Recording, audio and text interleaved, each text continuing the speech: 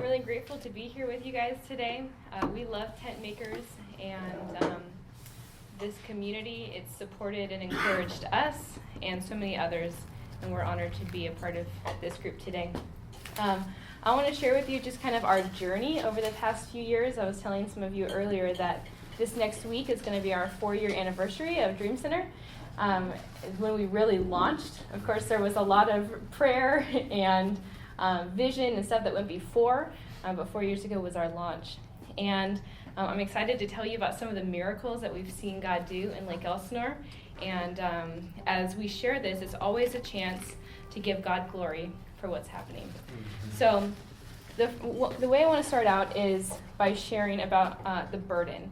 Because most times burdens, dreams and visions, they come out of burdens. They come out of seeing a problem and wanting to solve it, right? If there's an itch, you need to scratch it. And so Lake Elsinore, if you guys aren't familiar with our city, it's a beautiful city.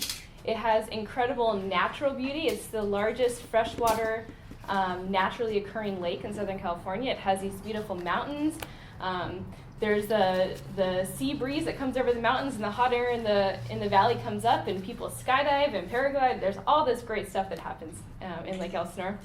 There are sulfur naturally occurring hot springs that the Indians that settled it in the beginning said that they were healing waters. So it's a beautiful place. Lots of incredible history. Lake Elsinore, it was kind of the start of the boomtown in this valley. In the 20s, all the celebrities came to Lake Elsinore, and then Palm Springs happened. But we were the original Palm Springs. So it has incredible beauty, incredible history. It has a great location. But if you go down to Lake Elsinore, you'll see that everywhere you look, there are people and properties that have been abused and neglected in our city. You'll go around, you'll see vacant lots all over the place. You'll see homes that are just a mess. You'll see people walking around who you can tell are living a hard life. And so it's been a plague. There's been a plague in our city for a long time. And so we are people that see a problem and say, we have an answer to that. We believe that the church is the hope of the world, right? Are you guys with me with that? We are God's plan A, and there is no plan B. That's right. And so we see this problem in Lake Elsinore, and rather viewing these problems as difficulties that are just going to stay put, we feel like this is a grand opportunity for us to bring a renewed hope and purpose to our city, to bring transformation, and really ultimately to bring God's kingdom to Lake Elsinore. We always pray, your kingdom come in Lake Elsinore as it is in heaven. We want to see that happen in our city. And so we believe that whoever stays the longest wins the influence. I'm going to say that again. Whoever stays the longest wins the influence. That's right. Right? So you can have gangs that believe Lake Elsinore is theirs. You can have a homeless population that believes Lake Elsinore is theirs. But we're going to stay longer than they will. We're going to stay long enough to see the life change happen. And so we're going to win the influence. The church is going to win the influence in Lake Elsinore. So we have a mission. We feel like we are on mission in Lake Elsinore. And we say that we have been called to restore and rebuild the people and properties of Lake Elsinore, physically, emotionally, and spiritually. We say people and properties because we feel like properties speak greatly about how people feel about themselves. If you feel wonderful about yourself, you're going to invest in your property. You're going to, landscape. You're going to paint your house. People that are down and out and have no hope and no vision and no dreams, they're going to do nothing. Their house reflects how they feel about themselves. We often clean up yards, paint houses, all that kind of stuff, and it gives people a new way that they see themselves as well. And Lake Elsinore being a place that is very run down physically, we feel like when we bring redemption to properties, we're speaking to the people about how we feel about them. This property is not a throwaway. It's not junk. You're not a throwaway. You're not junk. And so we say that we restore properties as well as people. And we say physically, emotionally, and spiritually we restore and rebuild. And we say physically first for a reason. Because people don't care how much you know until they know how much you care. That's right. Right? And sometimes we can interact with someone and get to the spiritual right away. But how many of you know that that rarely happens? Maybe 90 or 5% of the time. 95% of the time, it's meeting a physical need first, right? So we started back in 2014 with Adopt a Block. And so this is actually something, we're a part of a network of Dream Centers all throughout the world. If you guys are familiar with the Dream Center in Los Angeles, they started about 24 years ago. They say it only took us 20 years to become an overnight success. But they're an incredible ministry, and we learned from them. And this is how they started. And it's Adopt a Block. We started just by prayer walking. We took the place of greatest need in our city, which happened to be a park. It's called City Park. All the homeless hung out there. All the drug deals went down there. If you wanted a prostitute, that's where you would go. Anything bad was in City Park. And so we said, okay, great, we're going to start right there. Where is the place of the most darkness? And so from there, we had a 3-block radius around that park. It's about 1,000 homes. It's right in our downtown area. We said, okay, we are just going to adopt these blocks, and we're going to take over. So we started off for a year about just prayer walking, and this is before we even launched. We were going to pave the streets with prayer. And as we did that, we started to gain even more of a burden and a vision for what could be. And then we started to do surveys in the community. So we wanted to come into the community not as people who said, hey, we're going to ride in on our white horse. We know what you need, and we're going to fix you. We wanted to come in and give dignity to the people that were living there and help bring them up so that they can solve their own problems, right? And that's empowering. And so that's what we did. We started to do a survey, and there were so many people that opened their doors and talked to us and talked about the needs in their city that they saw, maybe things in their own household that they needed help with. And so after we did those surveys, we launched with a big harvest party in the park, the same park that had all the drugs and homeless. We had a party there. One of the things that we heard over and over again was there's nothing for kids to do in this community. So we started with a party. And we had probably about 200 people come out to that big launch. And then the next Saturday came, and we were like, okay, what do we do now?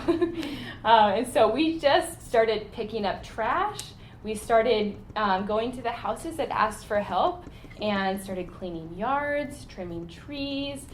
We started to have diaper and clothes drives and give out those kind of items in the community, because our goal is to meet these physical, tangible needs on a consistent basis. Consistency is key, right? Anyone can go into a community and have one event a year, flash in the pan, impact a lot of people in one day, but there's not really a lasting impact. Consistency gives a lasting, life-transforming impact. Amen. And so, a little story about consistency. We have this one apartment complex that is pretty run down, poorly managed, it's a big immigrant community, a lot of people hiding. And the apartment manager, he said, okay, we'll see if you're here by Christmas. This is in October. And 3 years after that, he had been wearing it for a while, but he was walking around wearing one of our green shirts that say I Heart LE, and he's helping us on all these projects. Sergio is now a part of transforming the community because consistency changed his mind. Because we didn't leave. We stayed there. We've been there every single week. So we consistently meet these physical, tangible needs, and that forms relationship. And relationship is what we're really after. Yeah. We want to get to your heart. We want to know your kids' names. We want to know your dreams, your hopes, your aspirations. We want to know what makes you tick. We want to know the things that have hurt you in your life. We want to walk alongside you in relationship. If you think about the things in our life that have moved us forward, most of the time they're connected to relationship. Or the words that push us forward, most of the time they don't come from strangers. They come from people that know us, that know how we're made and want to see us move forward. And that's what we bring. We say that the church, really, we're the body of Christ. We're a family and we're a community. When people aren't plugged into a church, there's not a real community and a family that they're a part of. And especially where we're at, in a place that's very materially poor, there's not a lot of good community. We always say that material poverty is not just a lack of material things, but it's a lack of healthy and helpful relationships. If you and I were to lose everything we had today, tonight we wouldn't be homeless, right? We wouldn't be. We have friends, we have family, we have a community, probably a church that would take care of us. But with people who are living in the situations like who we're encountering in Lake Elsinore, that's not something that's a reality for them. So as we bring healthy community, things start to change for them. We know that people who are stuck, sometimes in incredible darkness, and maybe sickness and shame and guilt and depression, a lot of times they're never going to darken the door of a church, no matter how many programs we have. And so we believe that we bring the church to people's doors. And there are so many stories behind each and every door that we knock on. So much potential for life change. And so we form relationship with people, and from that point, we get to speak into their potential.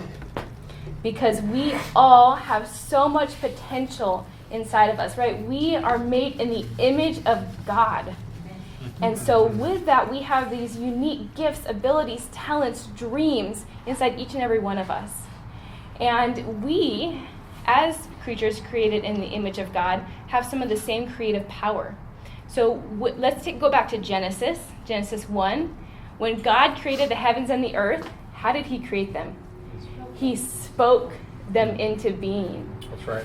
His words created life. And so we, as those created in his image, can create life with our words. That's right. And in the same way, we can create death with our words. And people stuck in cycles of poverty and addiction and abuse, they have had death spoken over them time and time again. You're never going to amount to anything. That's not possible. God made you not good, or God created your junk. We get to come in and we get to say, God doesn't create junk. That's right. You have a plan and a purpose. God is going to use you.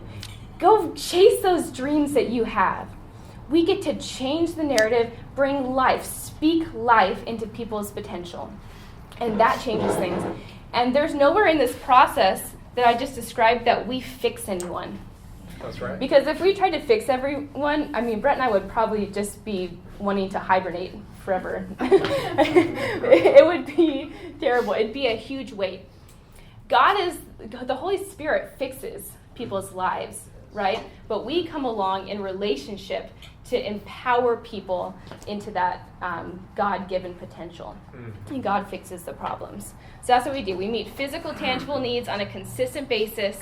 That forms a relationship, and from that point, we speak into people's potential. Yeah. And we've seen incredible life change come from that. A lot of people say, that doesn't sound like you're actually really doing anything. And sometimes we feel like, yeah, what are we doing? But if you look at the long term, you'll see lasting life change. And so I want to tell you a few stories that communicate that. The first one is Carolina. Carolina is our favorite. She was in this small little apartment complex downtown. A lot of them are kind of slum landlords, and so they're not taken care of, no background checks or credit checks. So you get some shady characters, and they're all infested with cockroaches and mice, and it's not a pretty picture. But this one, it had a gate on it. And we go knock on every door on Saturdays. And we went up and we're like, well, we don't know how to get in here. And then we heard a voice in the back saying, hey, do you want to come in? And it was Carolina. And she came in and she said, we've heard about you guys and we need you here. There's a lot of single mamas that are hurting. And we kept coming back week after week. And soon we realized that Carolina was one of those hurting mamas that needed help. She was a single mom, had come out of some really terrible domestic violence. Their dad actually got shot by the police in the head, survived, was kind of coming after them, and so she was hiding. And she put on a tough exterior, but one day she was going to go get groceries. She had $520s in her pocket. And this was the last of her money. She was going to go buy groceries. And she was about to get on the bus, and some lady runs up from the Arco and says, "Hey, can you break 100?" Gives her a $100 bill. She gives her the 20s. She's in a rush, gets on the bus. As soon as the bus takes off, she looks down, and it's a fake $100, like printed from the printer. And she's just wrecked. And so she comes back. She comes to us just in tears. We'd never seen this side of her before. She said, "I need help. I don't know what to do." And so we got our team together after Adopt-A-Block. I don't know how many of there were us, 5. And we said, okay, what can we do? We just took a little offering, and I don't know how the money appeared, but we gave her $210, and she went and she bought groceries for her family. And from there, she started to be more open with us. We walked in one day, and she had bunk beds, but she didn't have any mattresses. She just was putting blankets on the boards, on the bunk beds. And we had this young kid with us. He's like, well, I don't have any twin mattresses, but I have single. And we're like, hey, that's a twin mattress. And he's like, oh yeah, I have 2 in the plastic in my garage. So that day he brought those down for her kids, and they have mattresses. So miracle after miracle starts happening with Carolina. And then she goes, well, I really need a car. I need to get my kids to school, and I need to run all these errands, and it's such a hassle, and it's a burden having to do the bus and walking all these places. And we go, okay, well, mattresses, that was easy. A car? How is that going to happen? But I think it was just like a day or a couple days later, we were meeting with our team, and one of our guys said, hey, so this family, they wanted to donate their old car to us. And we're like, what in the world? How did this happen? And we got to give her a Subaru for her family, and it was an amazing thing that God did. And she has just since then been on the up and up and up, and we've been speaking into her life. She got remarried. Brett got to officiate her wedding. It was at the apartment complex. Everyone in the audience, there were probably about 30 people, and probably half of them were wearing our green shirts because we had just come from Adopt-A-Block, because that was her community. And now she's moved out of that apartment complex. She has her own house now, her and her family. She now has a new baby, her first baby within marriage, and it's huge for her. And she is helping others. She's paying it forward, and so her life is completely transformed. She then introduced us to Michelle. And Michelle is in that same apartment complex, so much need just in one little area. And Michelle, she needed help paying an electric bill. And we don't usually pay people's bills, but we sat down with her. We had a whole intake process. She right there on the spot recommitted her life to the Lord. She said, I've been going to the Mormon church because they're the only ones that came to my door, but I don't really want to be a Mormon. How do I accept Jesus? And so that tells you something, that the Mormons were the only ones coming to her door. Not anymore.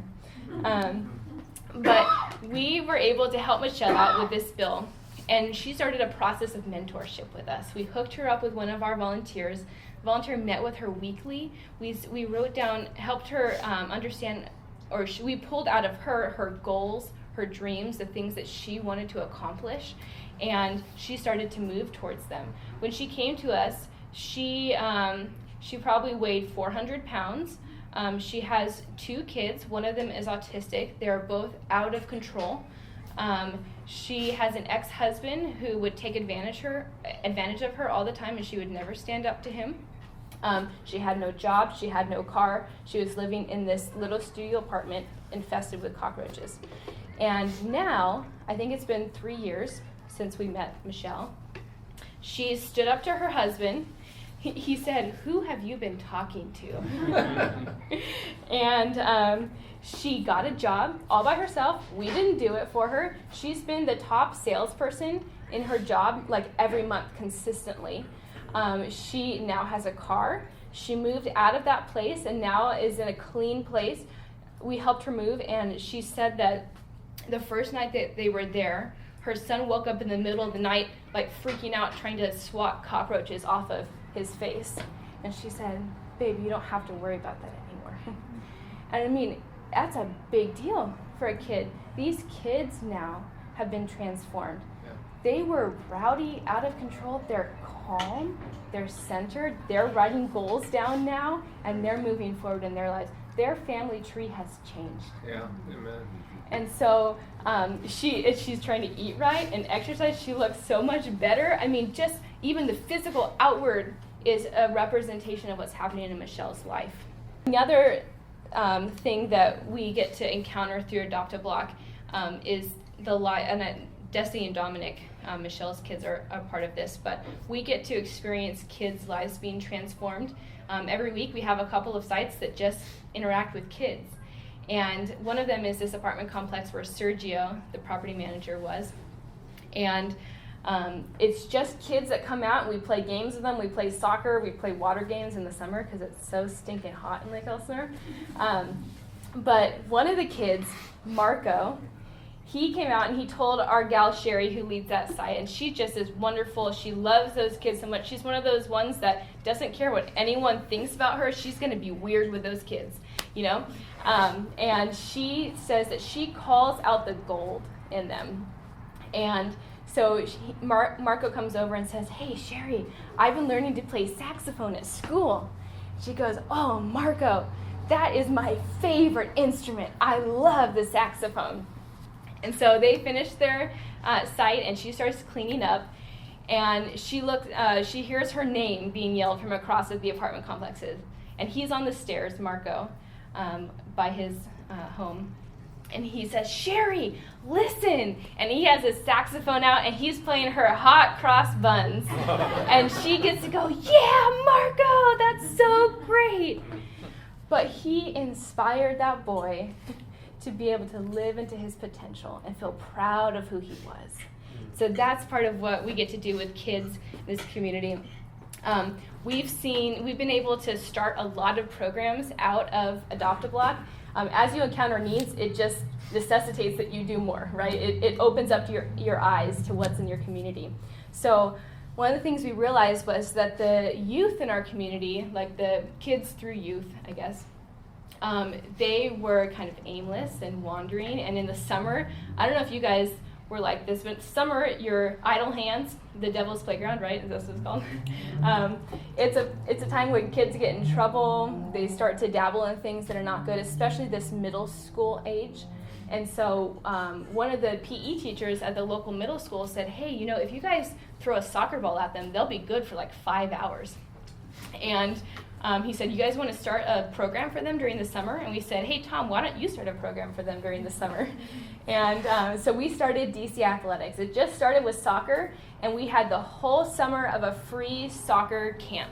And so they had games every week and practices, and they got to, get better in soccer. But really, mostly what happened was that they got to be mentored the entire summer by people who were calling out the gold in them, who believed in them, who were able to show them that a different life is possible.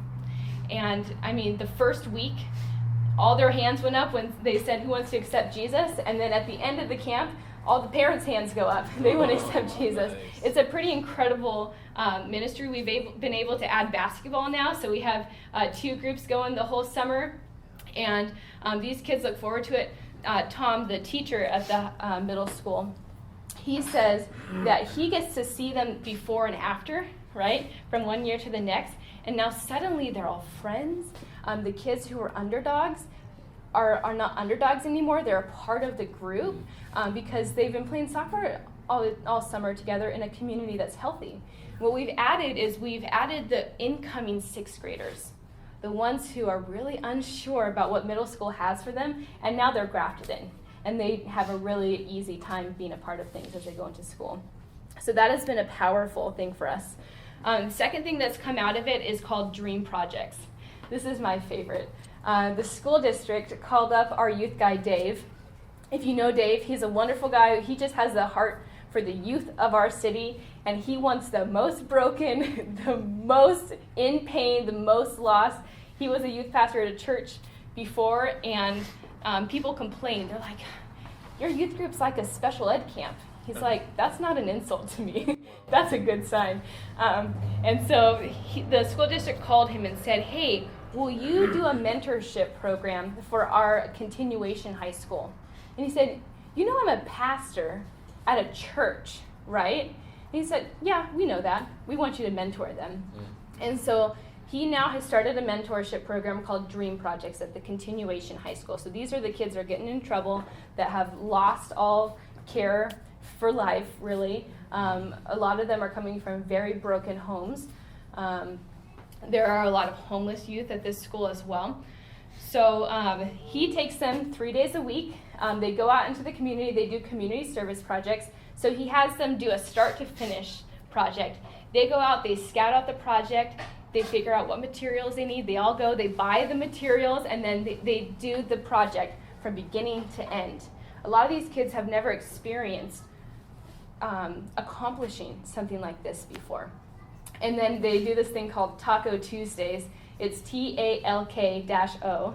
They talk and have tacos. And yeah, Dave's funky, he's funny.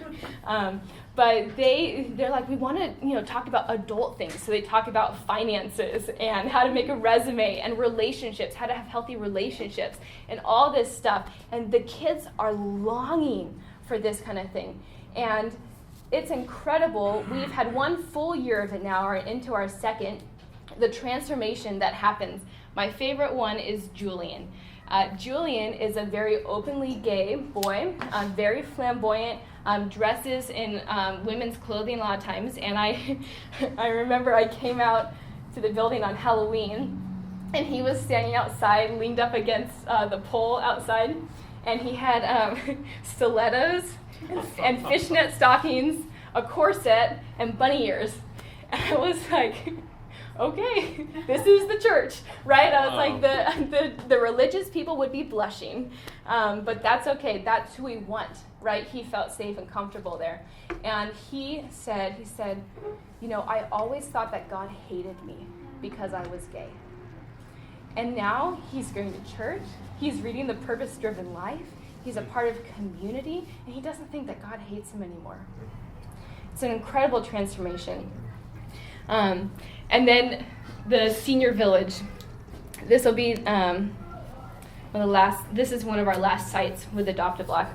There's this little senior village. It's about 80 little bungalows, and it's lower income. And the people down there are very isolated, alone. They've been taken advantage of, right? People think that their family's at the door. They give them money. It's just not a good situation down there. There's no oversight or control. So they've been taken advantage of. When we went down there at first with surveys, no one would answer their door for us. We were shunned. And finally, we were just consistent. We had one night in December when we had a big tamale dinner, and we went around and did Christmas carols at each door. And Barbara Ann opens her door. She thought we were her family. And she came and did like big mouth kisses with every one of our volunteers. And all the kids were like, I don't know what to do. But she loved the Dream Center, and we became her family in that community. When Barbara Ann passed away a couple of years ago, her family called the churches in the area and said, "Are you the church with the green shirts?" And they're like, "Oh no, that's Dream Center." They're like, "Okay, that's her church." And so we got to officiate her funeral and be a part of that last season of her life. What we found is that people a lot of times in that last season, like they are in the senior village, feel like, what more is there for me? I'm done. A lot of those people are there with regrets that they didn't live a life that they feel proud of, and we get to make that last season with them count. And so it's been a really special time. We've been able to be at a lot of funerals, and it's almost embarrassing for us because there are people there that have known them their whole lives, but like half of what they're saying is about the Dream Center because that has been what is currently impacting them. And then one more, June. June is a feisty woman. If I could use the word crotchety, I would use the word. She will tell you exactly what she's thinking, and a lot of times it's not good. We were sitting across from her at dinner one time at one of our gathering service, and she just turns to Brett and goes, "So how do you feel about the gays?" It's June. June has experienced transformation. June is starting to offer amends. She's been asking for forgiveness from people in the community that she's hurt. She's gentling. We have a life group there at Senior Village. It's pretty much like their church. And June is one of the first ones now to be humble, to engage, and it's a really beautiful thing, her transformation. So the last thing that we really feel like is an incredible impact that we have with Adopt-A-Block is community service. Like I said, we start off with a lot of just physical needs, so picking up trash, cleaning yards, painting houses, things like that. And the impact that comes out of something like that is incredible. We have someone named Aubrey Brown, not me. Aubrey Brown is an 88-year-old man, and he was living in a hoarder's den up in his property. 2 weeks before we came to his door, his wife had passed away. I think they had been married for 64 years. 64 years. Yeah. Joyce had passed away. And a week after she had passed away, he looked around at all the junk and said, God, I need help. I don't know what that looks like, but I need help. And then a week later, he saw some people down in green shirts walking towards his house. He said, I knew that was what God was doing. He was sending me help. And so we came to Aubrey Brown's, and we started to clean out his yard.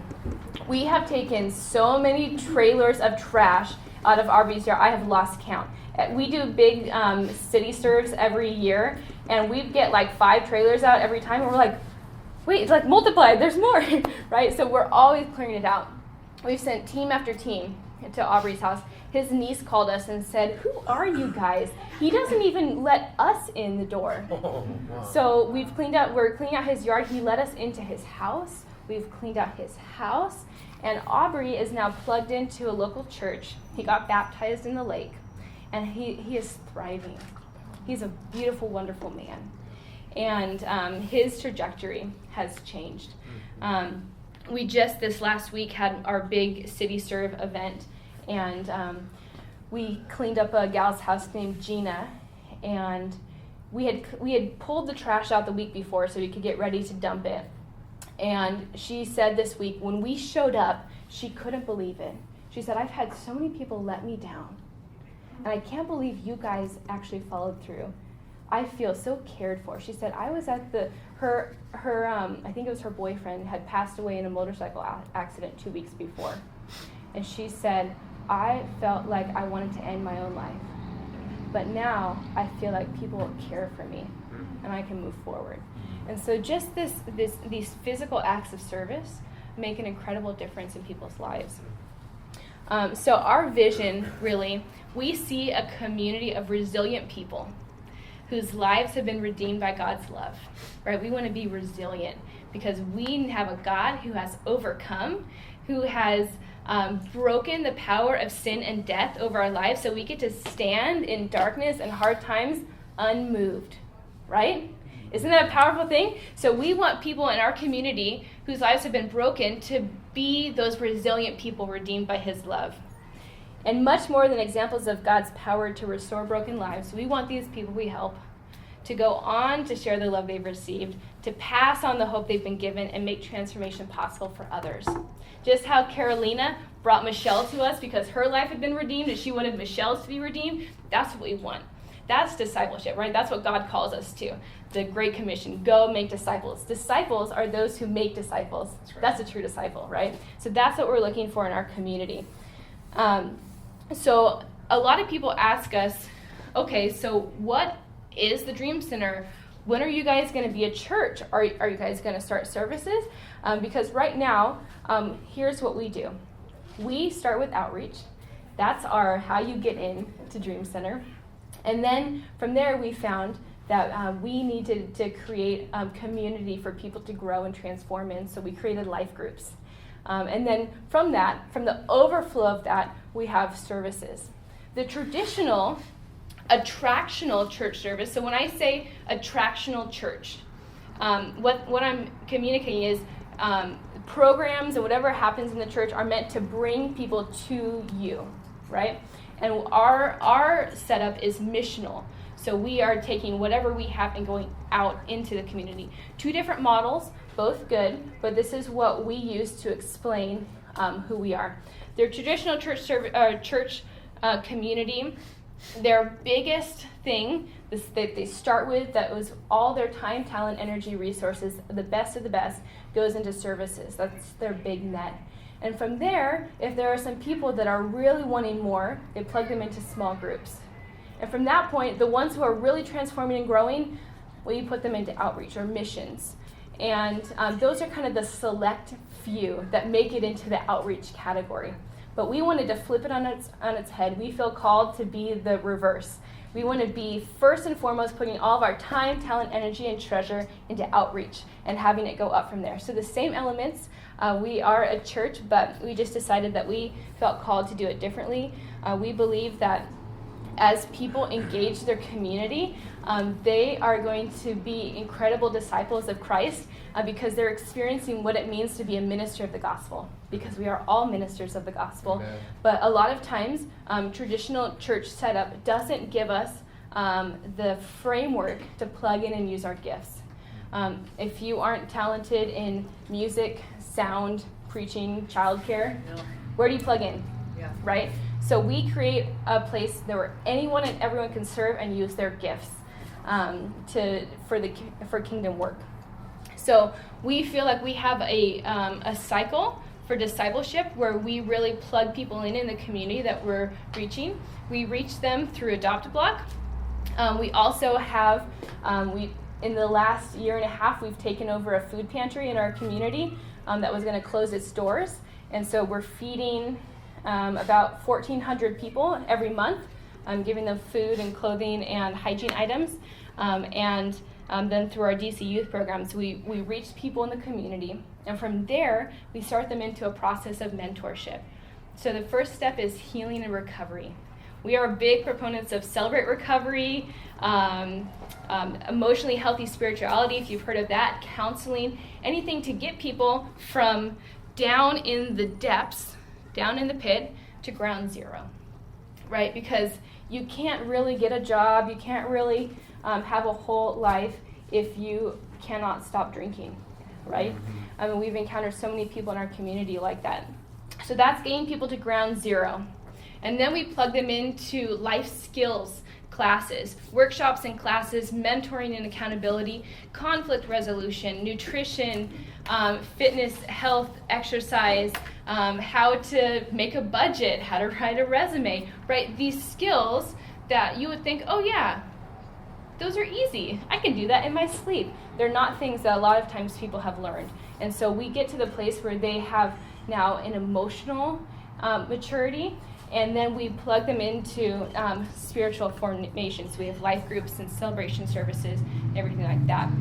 And so that's kind of our model of discipleship. There's lots of parts of what we do. We feel like we want to care for the whole person because Christ's gospel is holistic. It's not just meant to cater to people's spiritual brokenness, but to their physical, emotional, relational, financial.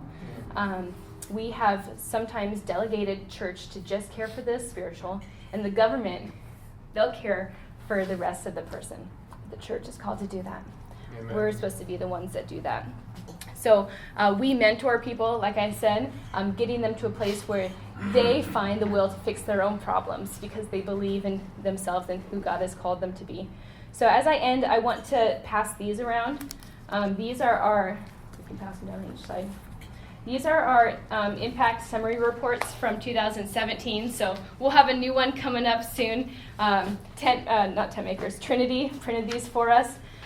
So I want to draw your attention to, it's one of the last pages there. It's called 2017 Impact Summary. It has a bunch of pictures on it. And we feel like this is an important thing to see the impact of what's going on. We tell stories, like all the testimonies I shared today, but we also think it's important to share impact. So we have picked up so many bags of trash. We have done so many events in the community that reflect countless lives transformed. We've been able to feed a lot of people, like it says there, over 500,000 pounds of food provided to people in the community. We feel like the volunteer hours are important. That's us getting people engaged in the community, and then number of people served. And this is just 2017, mind you. And we've had countless people come to the saving knowledge of Jesus. So that's a page that we love to look at to see God's provision and his glory and what he's been doing. And then one last thing, just kind of an update about what we are doing right now. We are restoring a headquarters in downtown Elsinore. It's a storefront, and that's going to be used for after-school tutoring, youth programs, life skills classes, recovery meetings, any and everything that we can do to resource the community and bring healing and wholeness is going to be done in that community or in that building. And our denomination that we're a part of actually bought the entire parcel, which includes 6 storefronts in front, 7,000 square feet of basement underneath, and a backyard area. And so what's cool is that those storefronts give revenue and cover the overhead of being there. So we want to find ways that money is not an issue. We know that ministry should not fail because of money. Our God owns the cattle on 1,000 hills. So this is one of the ways that that's happening, and then we get to bring quality businesses into those storefronts, have them be used maybe to bring revenue to the ministry, but also to give job skills to people that we're encountering. And then we do have a dream. There is a building, a big old hotel at the end of Main Street, right across from that city park I was talking about, that is 4 stories tall. It's one of the first buildings in our city, built by the founder of our city. It's been used for city council meetings and high school graduating classes back in the 1800s. And it's been boarded up for about 20 years. We could house 60 people going through a program of life change in that facility. And so we are praying and contending for that. If you guys want to keep us lifted up in prayer for that building, it is in probate right now. The owner, he wanted us to have it, but he wanted $1 million out of it. It's not worth $1 million. But by the end of his life, he had bone cancer. He said, I want you to have that building, but he died without a will. And so it's stuck in probate. And so if you could be praying for that process, the city wants to knock it down, but we want to restore it as an emblem of, hey, we care about this city and its brokenness. We're going to restore this broken building and use it to restore lives. Amen. So that's what we're going to do there. So we can do all things through him who gives us strength, Philippians 4:13. And so that's our battle cry as we go out to this community, that we can do anything with God's help. And so if you guys want to be partnered up with us, we would love to have you partner. We are a praying people. We believe that's the foundation of everything that we do. If we don't do that, we might as well close our doors. So we would love to have you guys pray for us. We have a prayer card in the back. You can sign up to receive our prayer needs. Volunteering, this is the bread and butter of Dream Center. We want people engaged in the community and finding out the ways that God has equipped them and called them to be ministers of the gospel. And so we have lots of areas to plug in our food pantry, with our youth programs at Adopt a Block on Saturdays. So we'd love to have you come out and volunteer. We also have monthly partners who give to sustain the ministry, and corporate sponsorship. And so those are in your impact summaries as well. There's all our information in the back if you have any questions. If at the very least, if you don't have the time or the capacity to be involved right now, I hope that what we're doing in Lake Elsinore encourages you in your context and what you're doing to be able to be an ambassador for Christ wherever God has placed you. Yes. So that is what we're doing with the Dream Center. Thank you so much for being with us today. Wow.